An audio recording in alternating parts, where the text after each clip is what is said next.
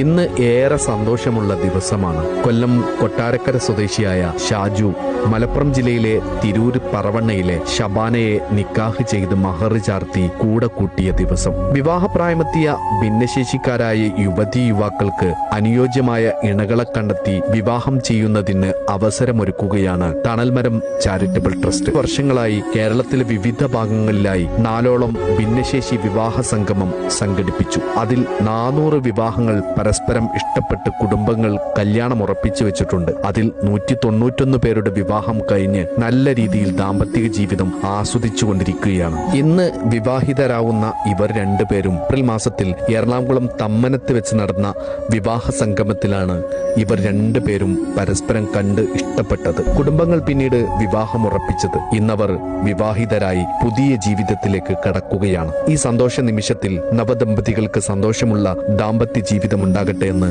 ആത്മാർത്ഥമായി പ്രാർത്ഥിക്കുന്നു.